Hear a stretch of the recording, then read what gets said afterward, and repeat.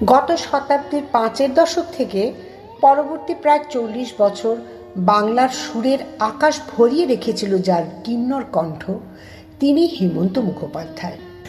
তরুণ বৃদ্ধ, নারী পুরুষ, শিক্ষিত নিরক্ষর সবাই তৃপ্তির সন্ধান পেয়েছেন তাদের প্রিয় শিল্পীর সুরমাধুর্যে। প্রখ্যাত সুরস্রষ্টা সলিল চৌধুরী বলেছিলেন, ঈশ্বর যদি নিজের কণ্ঠে গান গাইতে পারতেন তো তাঁর গলা হেমন্ত মুখোপাধ্যায়ের কণ্ঠের মতোই শোনাত। আর হেমন্তর পরম সুহৃদ এবং পদাতিক কবি সুভাষ মুখোপাধ্যায়ের কথায়, হেমন্তকালের বিকেলে রোদ পড়ে আসা পল্লী গ্রামের বাড়ির নিকোনো উঠানে গোলা ভরা ধানের মতোই আমাদের হেমন্তর ছিল গলা ভরা গান।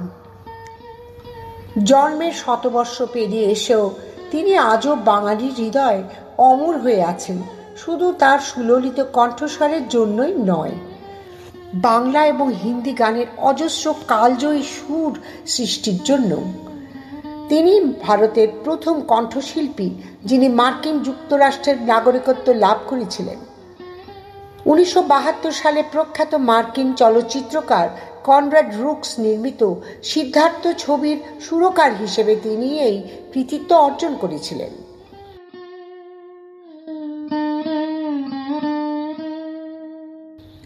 শিল্পী হেমন্ত মুখোপাধ্যায়ের সৃষ্টির বিষয় আমরা অনেকেই অল্প বিস্তর ওয়াকিবহাল, কিন্তু এত বড় মাপের একজন শিল্পী কেমন মানুষ ছিলেন, তার 105তম জন্মদিনে আজ মানুষ হেমন্তকে খানিক জানার চেষ্টা করব।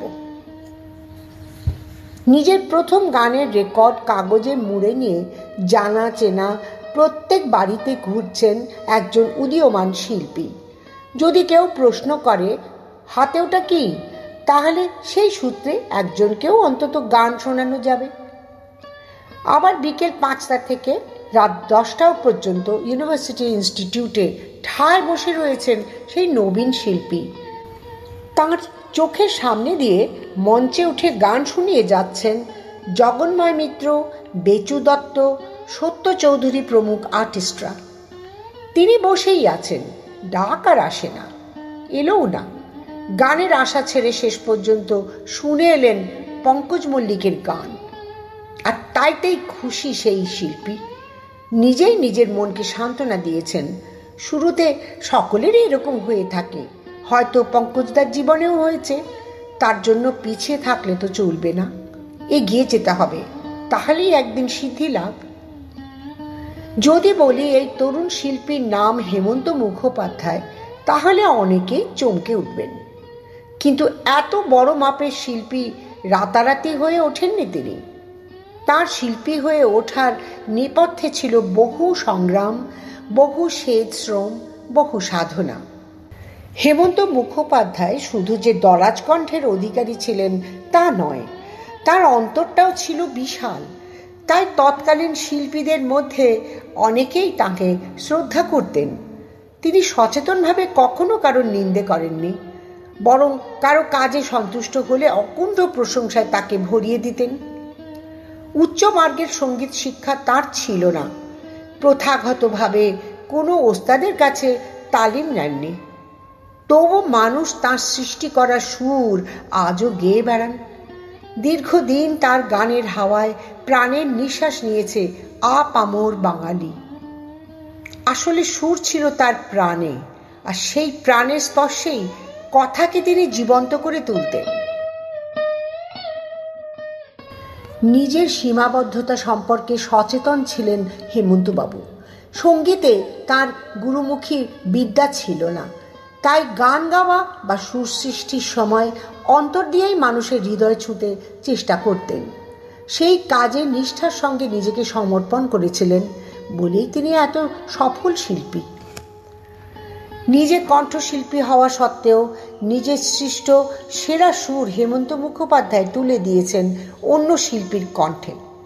বড় মাপের হৃদয় না থাকলে তা সম্ভব নয়।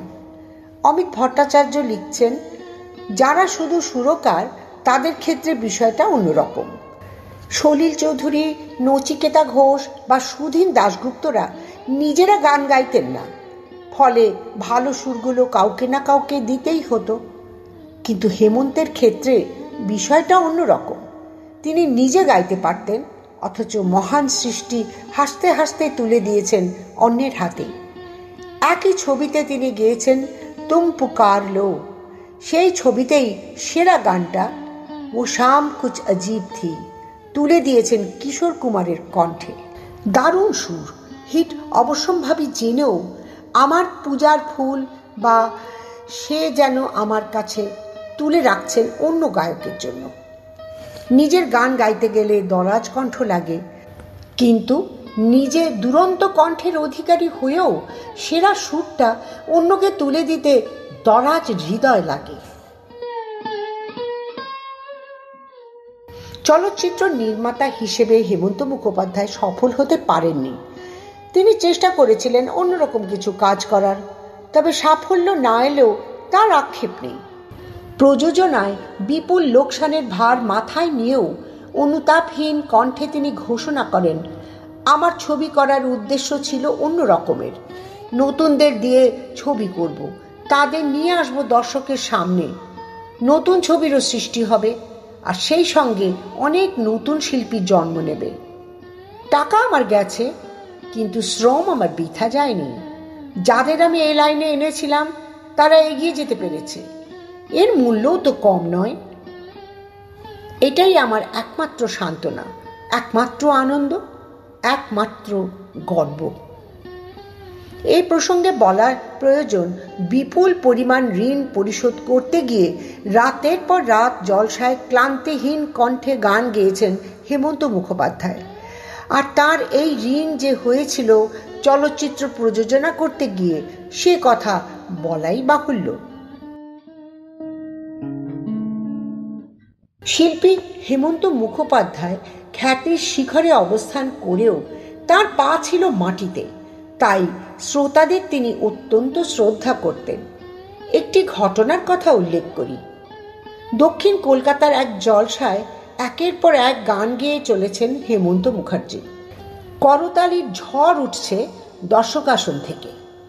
অনেকগুলি গান গাওয়ার পর মঞ্চ থেকে নেমে গেলেন। এবার পরবর্তী শিল্পীর ডাক পড়েছে। মঞ্চ থেকে অনেকটাই চলে এসেছেন, এগিয়ে এলেন এক বৃদ্ধা, কিছু বলতে চান। হেমন্তবাবু এগিয়ে গেলেন, বৃদ্ধা একটি ঠোঙা হাতে ধরিয়ে দিলেন।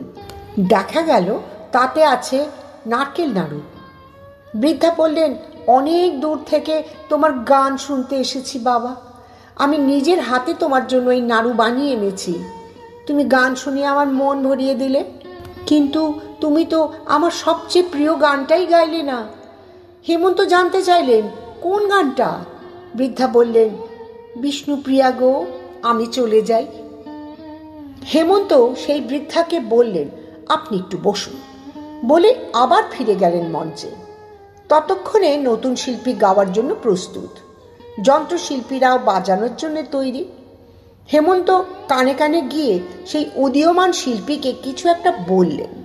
সেই উদীয়মান শিল্পী সসম্মানে মঞ্চ ছেড়ে চলে গেলেন। দর্শকের দিকে তাকিয়ে হেমন্ত বললেন, আমি আরেকটি গান গাইব, তারপরেই পরের শিল্পী আপনাদের গান শোনাবেন। গান শুরুর আগে বললেন, আজ আমার এক মা এই জলসায় এসেছেন আমার গান শুনতে। তিনি একটি গান শুনতে চেয়েছেন, সেই গানটি গেয়েই আমি নেমে যাব। তারপরেই তুলে ধরলেন নারকেল নাড়ুর সেই ঠোঙা। বললেন, আমার সেই মা এগুলো এনেছেন, আমি কি এতখানি ভালোবাসার যোগ্য? বলেই গাইতে শুরু করলেন, বিষ্ণুপ্রিয়া গো, আমি চলে যাই। এত বড় মনের অধিকারী মানুষটি যখন শিল্পী হয়ে ওঠেন, তখন মনে হয় তার সৃষ্টি সম্পূর্ণটাই খাঁটি। নেকি মানুষ হলে এমন দরদি শিল্পী হওয়া যায় না। ব্যক্তি মানুষের মুখের আড়ালে থাকা মুখোশ মাঝে মাঝেই আড়াল করে শিল্পী মানুষটিকেও। আমারে না যেন করি প্রচার, আমারও আপন কাজে। হেমন্ত মুখোপাধ্যায়ের কণ্ঠে যখন কবিগুরুর গানের এই কথা শুনি, মনে হয় যেন নিজের জীবনে এই মন্ত্রই তিনি গ্রহণ করেছিলেন। শিল্পী হেমন্ত মুখোপাধ্যায়ের মূল্যায়নের সাধ্য আমার নেই, তবে মানুষ হেমন্ত আমার মননে উচ্চ আসনে অধিষ্ঠিত।